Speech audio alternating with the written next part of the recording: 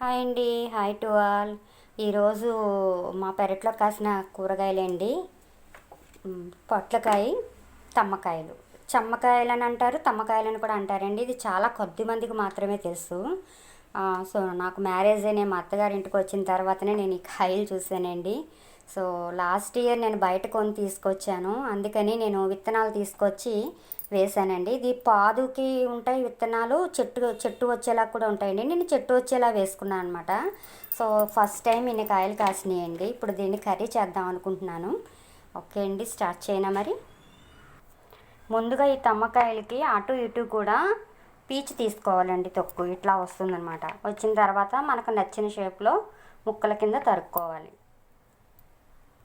Okay friends, అన్నీ తరిగి పెట్టుకున్నానండి. తమ్మకాయని ఇలా చిన్న చిన్న ముక్కల్లా తరిగి పెట్టుకున్నాను. కొంతమంది వీటిని ఏం చేస్తారంటే డైరెక్ట్గా వండకుండా కాస్త పసుపు వేసి ఉడకబెట్టి అప్పుడు కర్రీ చేస్తారండి. కానీ నేను డైరెక్ట్గా చేస్తాను, ఎందుకంటే ఇవి చాలా లేతగా కూడా ఉన్నాయి. సో ఇలా సన్నగా తరిగి పెట్టుకున్నానండి. ఒక పెద్ద ఆనియను, 2 పచ్చిమిర్చి తరిగి పెట్టుకున్నాను, 2 టమోటాలండి. చిన్నవి అయితే 2, పెద్దదైతే 1 సరిపోతుంది అనమాట. సన్నగా తురుముకోవాలి. కొంతమంది ఇలాగ ముక్కలుగా కాకుండా పేస్ట్ కూడా చేసుకుంటారనమాట. నేనైతే ముక్కలుగా చేసుకున్నాను.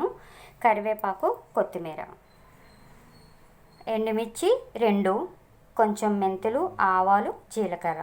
ఇంకా ఇందులో కొన్ని మసాలా పౌడర్ కూడా వేసుకుంటే బాగుంటుందండి. అది నేను వండేటప్పుడు చూపిస్తాను.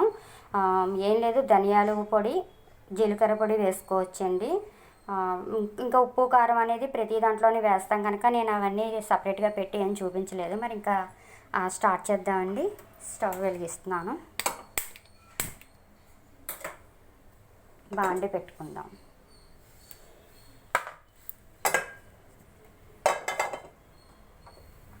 బాగా కాగిన తర్వాత కాస్త నూనె వేసుకొని,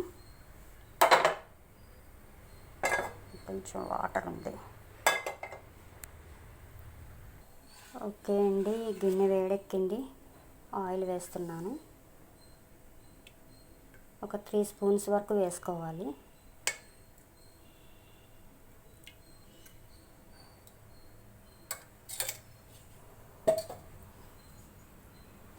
ఆయిల్ మరుగుతుంది కదండి. ఇప్పుడు మనం తాలింపు గింజలు పెట్టుకున్నాం కదా, అవి ఇందులో వేసేద్దాం.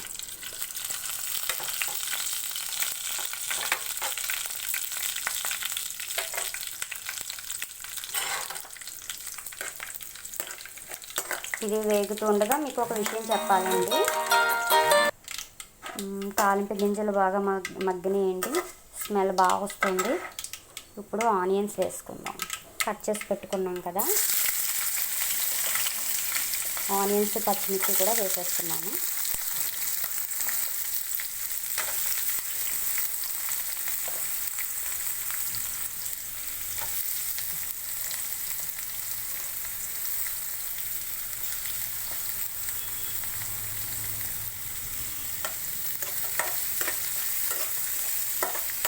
ఇంతకీ నేను ఏం కర్రీ చేస్తున్నాను అనేది మీకు క్లియర్గా చెప్పలేదు కదండి. ఇది పులుసా గ్రేవీనా చెప్పలేదు కదా. పులుసు పెడుతున్నానండి, తమ్మకాయల పులుసు అనమాట.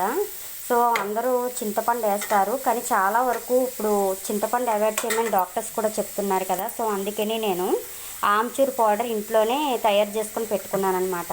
మామిడికాయలు శుభ్రంగా సన్నగా తరుక్కొని దాన్ని ఎండబెట్టి పౌడర్ చేశానండి. నేను చింతపండుకు బదులుగా ఆమ్చూర్ పౌడర్ వేసి ఈ పులుసు చేస్తున్నాను. ఇదిగోండి ఆమ్చూర్ పౌడర్ వాడుతున్నాములా ఇంత మిగిలిందనమాట. సో చాలాసార్లు అనుకున్నాను చూపిందామని, కానీ కుదరలేదు. ఈ మధ్య నేను వీడియోస్ చేయడం లేదంటే సరిగ్గానే, నాకు ఇంట్లో వర్క్ ఎక్కువైపోయింది. ఈ ఆనియన్స్ కాస్త మగ్గాలండి. మగ్గాలంటే మనం కాస్త సాల్ట్ యాడ్ చేస్తే త్వరగా మగ్గుద్ది అనమాట. కొంచెం సాల్ట్ యాడ్ చేస్తున్నాను.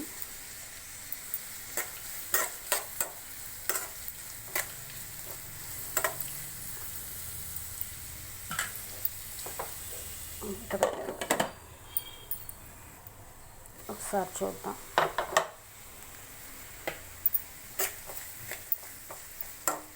ఇందాక పోపు గింజలతో పాటు కరివేపాకు వేయలేదండి, ఎందుకంటే అది బాగా వేగిపోతే బాగుండదు, అందుకని వేయలేదు. ఆనియన్స్ వేసిన తర్వాత వేద్దామని నేను ఇప్పుడు వేసుకుంటున్నాను.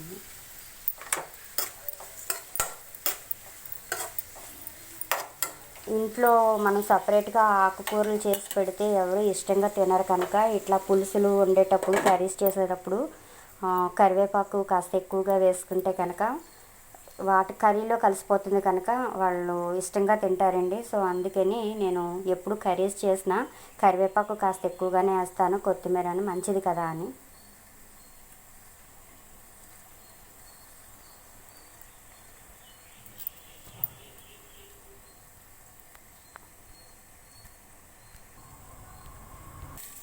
ఓకే అండి, ఆనియన్స్ కూడా బ్రౌన్ కలర్లోకి వచ్చాయి, చక్కగా మగ్గాయి.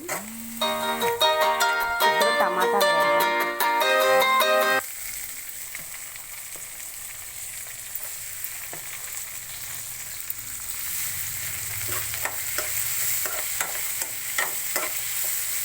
ఏంటో ఎప్పుడు నేను వంట వీడియోలు చేద్దాం అనుకున్నా ఫోన్ కాల్స్ వస్తూనే ఉంటాయి, డిస్టర్బెన్స్ ఏదో ఒకటి. టమాటా వేసానండి. మనకి టమాటా బాగా మగ్గాలి, త్వరగా మగ్గాలి, టైం ఎక్కువ పట్టకుండా అనుకుంటే కనుక అందులో కాస్త పసుపు వేసుకోవాలి.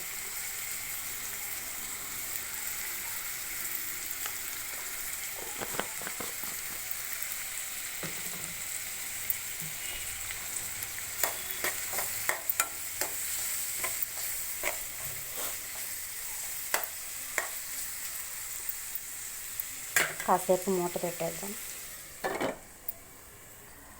ఓకే అండి, టమాటా మగ్గిందేమో చూద్దాం.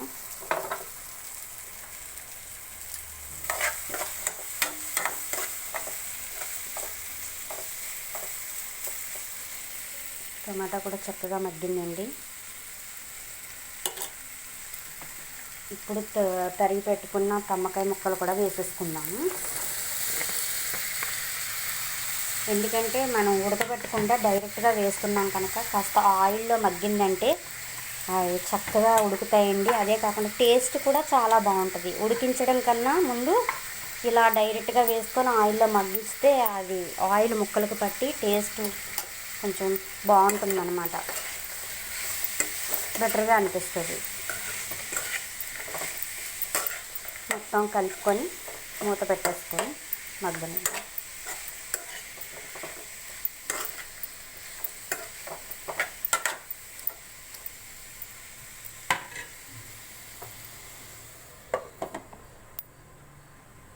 వ్యూవర్స్ అందరికీ కూడా నా రిక్వెస్ట్ అండి, పెద్ద పెద్ద వీడియోస్ చేసి పెట్టే వాళ్ళని ఎంకరేజ్ చేయడమే కాదండి, మాలా చిన్న చిన్న వీడియోస్ చేస్తూ పెట్టే వాళ్ళని కూడా ఎంకరేజ్ చేస్తూ ఉంటే ముందు ముందు వీడియోస్ కూడా బాగా చేయడానికి ఉంటుందండి. మీ సపోర్ట్ నాకు ఉండాలని కోరుకుంటున్నాను. చాలా వరకు ఫాలోవర్స్ పెరిగారు, ఇంకా పెరగాలని ఆశిస్తున్నానండి. మీ అందరూ కూడా నన్ను ఎంకరేజ్ చేస్తారని, మీ బ్లెస్సింగ్స్ ఎప్పుడు నాకు ఉండాలని కోరుకుంటున్నాను.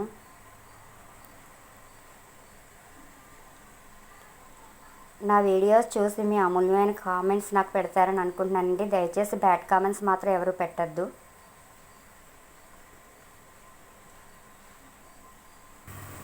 ఒకసారి చూద్దాము ఎట్లా ఉందో.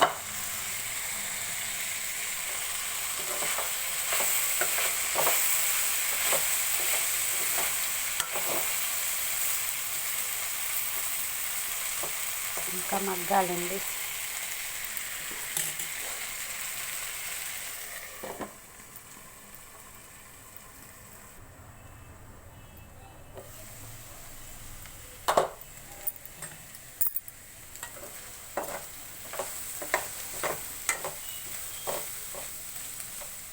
చూద్దామండి ఎలా మగ్గిందో. ఇలా అనగానే విరిగింది కదా అంటే చక్కగా మగ్గింది. టమాటాలు కూడా చక్కగా మగ్గిపోయినాయండి పూర్తిగాని.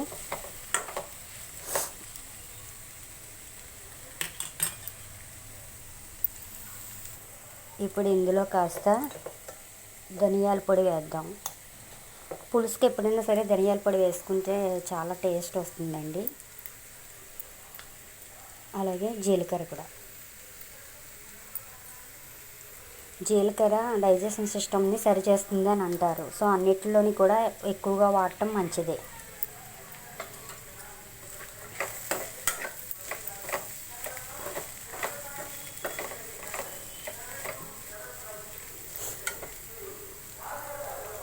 ఇప్పుడు ఇందులో తగినంత కారం వేసుకుందామండి. కొంతమంది కారం అంటే బయట కొన్నది ఉంటుంది, కొంతమంది పట్టించింది ఉంటుందండి. అది చూసుకొని ఘాటుని బట్టి వేసుకోవాలి. మాది కారం పట్టించిన కారం అండి, ఘాటు ఎక్కువగానే ఉంటుంది. సో 1½ స్పూన్ వేస్తున్నాను నేను, ఎందుకంటే ఎండుమిర్చి వేసాం, పచ్చిమిర్చి కూడా వేసాం కదా.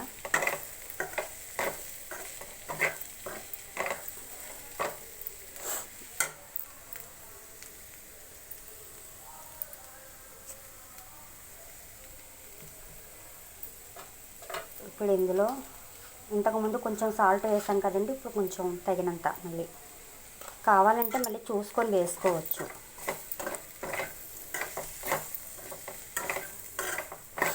ఇప్పుడు ఇది కొంచెం బాగా కలిసింది కదా. ఇట్లా మగ్గుతున్నప్పుడే చింతపండు గుజ్జుకు బదులుగా నేను ఆమ్చూర్ పౌడర్ వేస్తున్నానని చెప్పాను కదండి, అది కూడా వేస్తున్నాను.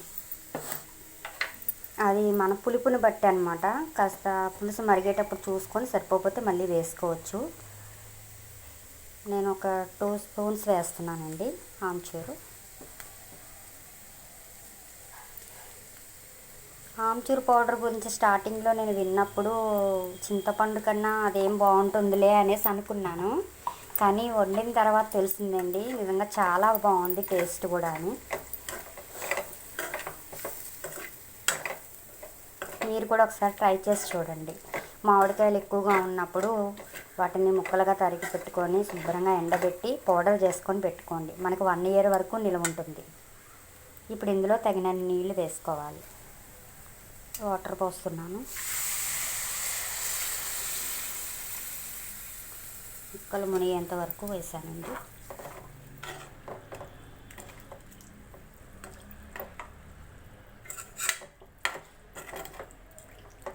ఇప్పుడు మనం వేసిన పొడాలన్నీ కూడా బాగా మరగాలన్నమాట. మూత పెట్టేసి ఉంచుదాం కాసేపు. కర్రీ ఎంతవరకు వచ్చిందో ఒకసారి చూద్దాం. వావ్, భలే సువాసన వస్తుంది. ముక్కలు కూడా చక్కగా ఉడికాయి, పులుసు మరిగింది. ఇంకొంచెం మరగాలి. ఈ టైంలోనే మనకి సాల్ట్ కానీ కారం కానీ సరిపోతుందో లేదో చూసుకొని వేసుకోవడమే. ఒకవేళ పులుపు సరిపోలేదనుకోండి ఇంకొంచెం ఆమ్చూర్ పౌడర్ వేసుకోవచ్చు. నాకైతే అన్నీ సరిపోయినాయండి. సో కొత్తిమీర వేస్తున్నాను.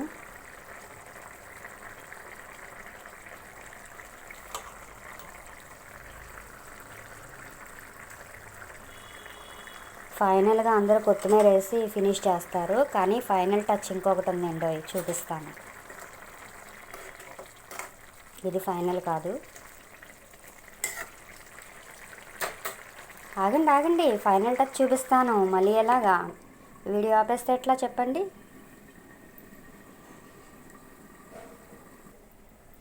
ఆగండి, చెప్పానుగా లాస్ట్లో మీకు ఫైనల్ టచ్ ఒకటి ఉంటుంది అని.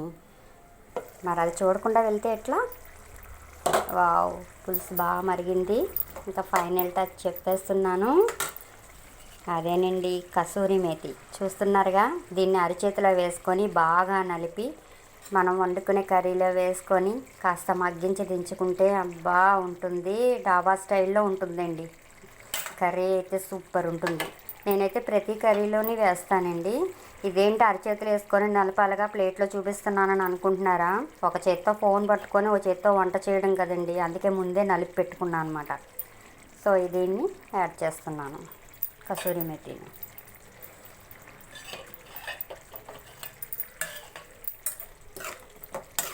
అది వేయగానే ఒక రకమైన సువాసన వస్తుందండి. ఎంత బాగుంటుందంటే అబ్బా, నాకైతే చాలా బాగా నచ్చుద్ది. ఒకసారి ట్రై చేసి చూడండి, మీకు కూడా తెలుస్తుంది. కసూరి మేతి వేసాను కదా, కొంచెం మగ్గనిచ్చి ఇంకా స్టవ్ ఆఫ్ చేసేస్తాను. ఓకే అండి, కర్రీ అయిపోయింది. గుమగుమలాడే తమ్మకాయల పులుసు. వావ్, చూస్తుంటేనే నోరు ఊరిపోతుంది. ఇంకా స్టవ్ ఆఫ్ చేసి సర్వింగ్ బౌల్లోకి తీసుకుంటాను.